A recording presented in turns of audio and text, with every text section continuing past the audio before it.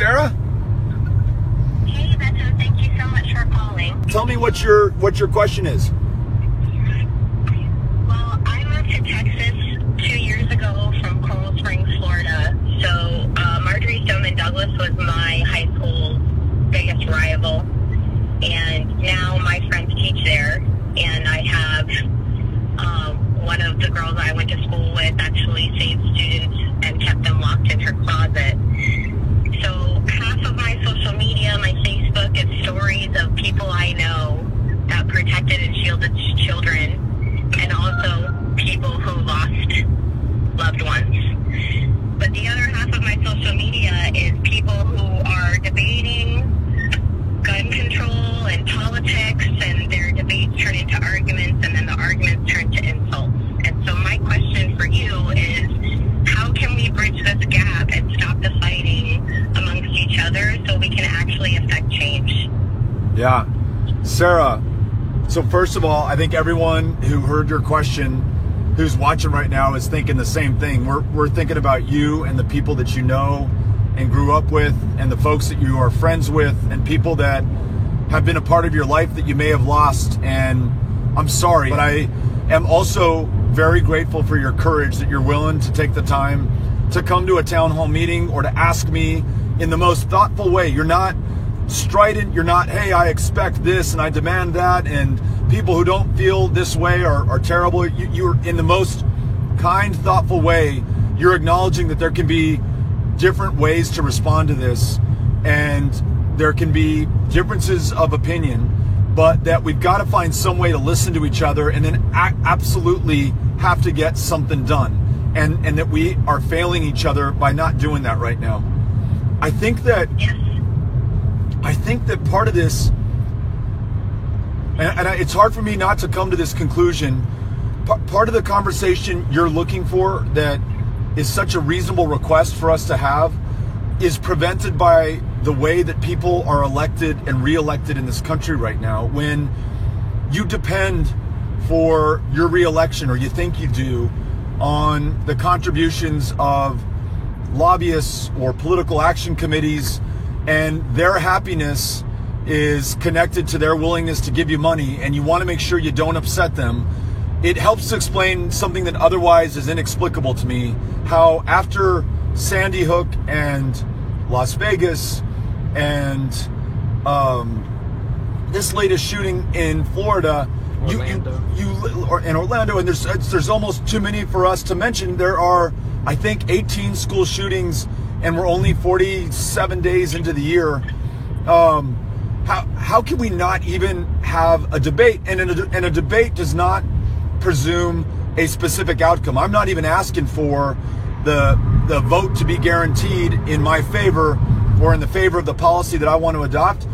Can I just hear my colleagues in Congress and get their best ideas and suggestions for how we resolve this? And then maybe I'm going to compromise or change or contribute something of my own from something that I heard from you or someone else at one of these town halls. And then out of that, we get to an action, a law, something that saves the lives of people that we care about. That very fundamental working of democracy is jammed right now. It's really just shameful, because I know that Republicans, I know that folks who are NRA members, I know that those who receive NRA contributions care just as much about this country and their constituents. They want to stop seeing these kind of things happen. There's something, though, stopping them from acting and even allowing this debate and discussion. And you're right, I think in the absence of leadership in Congress, you see people in communities just despair or resign themselves in disgust to just, responding to this like it's a natural disaster. Like, I guess this is just what happens in this country right now. And tonight in Fort Worth, we talked about how parents at PTA meetings are being instructed to share with their kids that when a shooter with an AR-15, which is designed to kill people on a battlefield, comes into your child's classroom, they now want your child to try to create chaos and throw books and run around knowing that most of the children in that classroom are likely to be shot, but perhaps in the chaos and confusion, it buys some precious seconds for some of the kids to be able to escape with their lives. And that's just not a conversation that any of us should be having right now. And, you know, I've made some tough political decisions, and I respect those who disagree with them. I've co-sponsored the assault weapons ban, and it's just my belief, and I understand some feel differently, but my belief that a machine designed to kill people and only to kill people, it wasn't designed for hunting, it wasn't designed for home defense. People shouldn't own that in communities. Kids who are 19 years old shouldn't be able to buy them. Because guess what? We see too often that they walk into movie theaters or concerts or restaurants or schools and they kill people with those guns. But listen, if you feel differently, then I want to have that debate. Maybe there's something I'm not understanding and I can learn from you. But yeah, we owe you, Sarah, if nothing else, the ability to have this conversation at the public level. And I think you're also getting at something beyond Congress in just public life right now, that it's really hard for us to just listen respectfully to people who disagree with us and understand that some will come to a different conclusion. Respect that. See if there might be some common ground or a place where you can compromise, and then maybe move forward with something less than perfect, but better than what you have now. So that's the way that I try to approach work in Congress and just my way in life, and in these town hall meetings where folks will come sometimes and say, hey, Betts, I really disagree with the vote that you just took, or I don't like your position on this or that other issue. And very often I learn something from those who disagree with me. And I don't know how to bring more of that to Congress other than to just continue to try to do that in the position that I'm in now, and then certainly as a senator representing Texas and potentially the 51st seat in the Senate.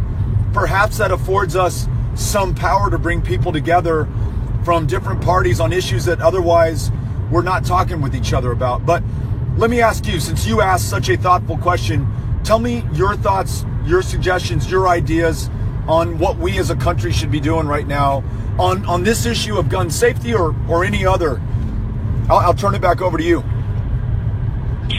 Well, I mean, to be honest with you, I think a little bit of everything, just because I feel like there's so many strong opinions about mental health, about, you know, schools. I definitely think our schools need more funding to be able to protect the students. And I do agree with you on the gun ban, and I know it's not a popular opinion here in Texas, but I would rather, if we can't pass a gun ban, can we pass a longer waiting period? What's the compromise that we can make something happen? Because I'm tired of nothing happening. I'm with you, and I'm with you on the way that you approach it. You know, I'm on a bill for universal background checks. I'm on a request that the Centers for Disease Control be allowed to study gun violence, which they are prevented by current law from doing. I'm on a bill to stop the ability for a teenager to buy an AR-15 that he might be able to use to kill people in a classroom. But I'm open to other people's ideas, or maybe not getting everything that I want, as long as we get something better than what we have now. I won't hold my breath waiting for perfection. I'll do something that's less than ideal as long as it is better. But right now, as you pointed out, we're literally doing nothing. There's literally not even the opportunity to discuss any of this on the floor of the House of Representatives, which should be the world's greatest deliberative body, and right now is the loudest silence the world has ever known. In the face of the slaughter of children, silence, absolute silence. And I don't know, I'm at a loss, because I don't know if that does not galvanize us, if that doesn't, you know, hit us at our core or strike our conscience, what will? And frankly, part of the urgency of running this race and seeking to represent Texas in the Senate is to force these conversations that, for whatever reason, the country right now does not want to have. I would love Texas, which has this wonderful, proud history and tradition of gun ownership, for hunting, for sport, for safety and protection. to be able to lead on this issue. We really know guns in Texas, and we actually have a standard for license to carry, and some states don't. Allow us to use all this experience and expertise to lead the discussion and the debate. But today we're doing nothing, and I think it's going to take, frankly, people like you coming to town halls like the one we just had, asking people in positions of public trust like me these kinds of questions. And I think we also need to make sure those questions are asked of those who won't allow for these debates, who won't enter into these conversations, who won't offer anything except for prayers and thoughts. And I think we're up to our ears in prayers and thoughts right now.